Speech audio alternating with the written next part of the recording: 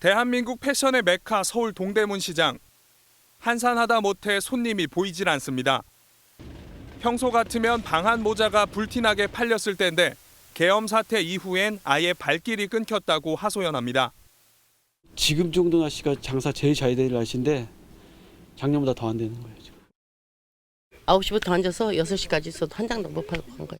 계엄령인가 뭐인가 대통령 오고 나서는 더 난리야. 통계청 조사 결과 지난 3분기 가게가 옷과 신발을 사는 데 쓴 돈의 비중은 전체 소비 지출의 3.9%로 2019년 이후 최저를 기록했습니다. 쓸 돈이 줄다 보니 급하지 않은 지출은 일단 줄인 겁니다. 기업들은 매출이 떨어지자 전자제품과 의복을 중심으로 일자리를 줄였고 제조업 일자리는 1년 전보다 10만 개 가까이 사라졌습니다. 1년 7개월 만에 최대폭 감소입니다. 소비 심리가 위축되면서 지난해보다 도소매업 취업자 수 역시 2.7%, 8만 9천 명이 줄었습니다. 문제는 정치 혼란에 내년 성장률이 올해보다도 낮아질 것으로 예상되는 등 전망이 밝지 않다는 점입니다. 소득이 뒷받침되지 않는 소비 활성화라는 것은 장기간 지속될 수 없습니다. 공사비 상승으로 위축된 건설업 역시 지난달에만 9만 6천 개의 일자리가 줄면서 7개월째 마이너스를 이어갔습니다. 두 차례 기준금리 인하에도 시중은행들의 가산금리가 높게 유지되면서 시민들은 체감하기가 어렵다는 반응입니다. 은행 쪽에서 뭐 내려온다 그랬는데 저 실감이 안 오잖아요. 잘 모르겠습니다. 좀처럼 떨어지지 않는 대출금리와 부동산 거래 침체로 지난달 금융권 가계대출 증가폭은 6조 5천억 원에서 5조 1천억 원으로 줄었습니다. 하지만 대출 규제가 심한 시중은행을 피해 수요가 몰린 이금융권 대출은 3조 2천억 원이 늘었습니다. 40개월 만에 최대 증가폭입니다. 대출금리와 달리 예금과 적금금리는 줄줄이 내려가면서 예금금리와 대출금리 차이를 나타내는 예대금리 차는 더 벌어졌습니다. 계엄과 탄핵 정국에 따른 정치 불확실성까지 겹치면서 당분간 대출 공급이 늘어나거나 가산금리가 떨어지진 않을 것으로 보입니다. 경제 불확실성이 높아졌기 때문에 은행들로서는 아마 대출 심사를 더 강화할 수밖에 없을 거고 대출 공급 자체를 줄이려는 경향이 나타날 거예요.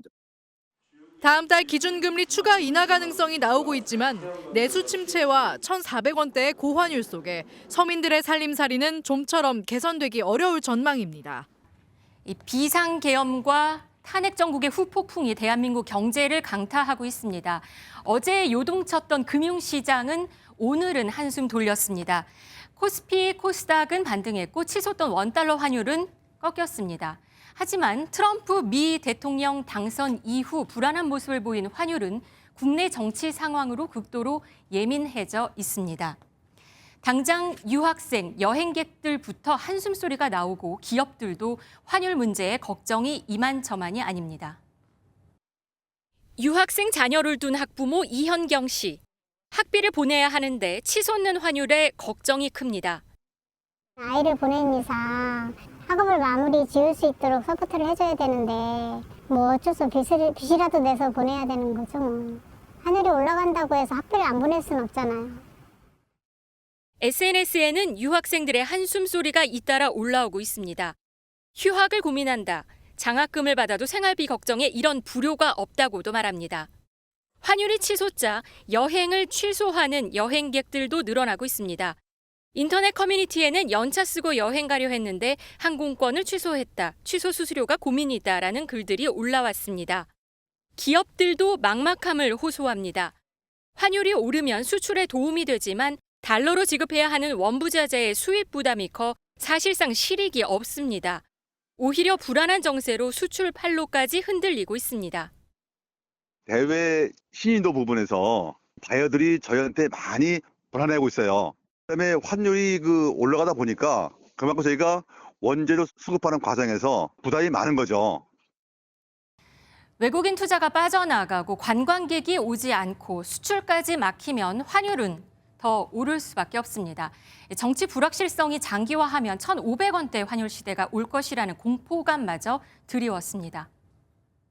1,200원이 하던 위기 대응 레벨이 1,400원으로 올라온 거거든요. 그럼 그 위기 대응 레벨을 뚫고 올라간 거기 때문에 시장 심리적으로는 우리나라 경기 펀더멘탈이나 금융시장 같은 데서 위기가 발생할 수 있다. 탄핵 정국이 길어져서 정치적 불확실성이 해소되지 않는다면 결국 벌어질 일은 우선은 실물 지표는 소비랑 투자가 계속해서 빠지게 될 것 같고요. 미국 포브스 기사입니다. 이기적인 계엄 사태에 대한 비싼 대가는 한국 국민이 시간을 갖고 치르게 될 것이다. 유학생과 기업이 당장 그 대가를 치르고 있고 환율이 올라 수입 물가가 오르면 생필품부터 모든 것이 올라 서민들도 대가를 치를 수밖에 없습니다. 정치인이 손익을 따질 여유가 없다는 지적입니다. 최대한 빨리 매듭 짓고 경제 충격을 조속히 완화시켜야 한다는 경고를 시장은 보내고 있습니다. 모임과 회식이 많은 연말. 하지만 올해는 계엄과 탄핵 정국이 모든 걸 집어삼켰습니다. 시민들은 불안한 마음에 회식과 모임을 취소하거나 뒤로 미뤘습니다. 이번 주 토요일 날 여의도에 모임이 있었는데요. 지금 사태 때문에 그 모임 자체를 아예 취소시켰습니다. 이 때문에 식당가에서는 대목의 저녁 장사를 아예 망쳤다는 하소연이 곳곳에서 터져나오고 있습니다. 개업 후 첫 연말을 맞은 한 고깃집은 인력을 충원하고 재료를 추가 구매했는데 그대로 손실을 떠안게 됐습니다. 첫 연말인데 우리도 고깃집이니까 특히 겨울 되는 장사가 좀 잘 될 때 왔는데 그 사건이 터져서 인력은 다 많이 불렀는데 지금 취소돼서. 외식업계에선 특히 여의도나 광화문 용산 등 주요 집회 장소 주변 상권의 피해가 적지 않다고 토로합니다. 이사를 그냥 아예 광화문에서 조금 약속이 잡혀 있는 거는 거의 캔슬을 하고요. 여의도 쪽으로 갔으니까.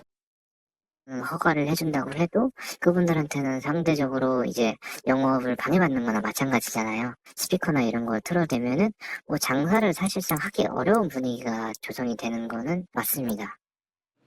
식당 사장님들은 여파가 언제까지 이어질지 올 연말 우선 생존부터 걱정해야 하는 처지에 놓였습니다. 압구정동을 다리 하나 사이에 둔 서울 성동구의 한 대단지 아파트입니다.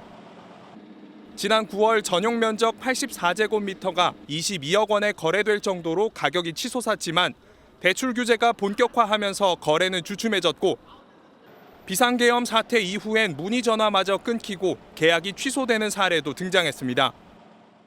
문의만이 아니라 그리고 10억짜리 있어 100짜리 있었고 그런데 그 계엄 이후로 그냥 한파가 불어닥친 건 서울의 다른 지역도 마찬가지입니다.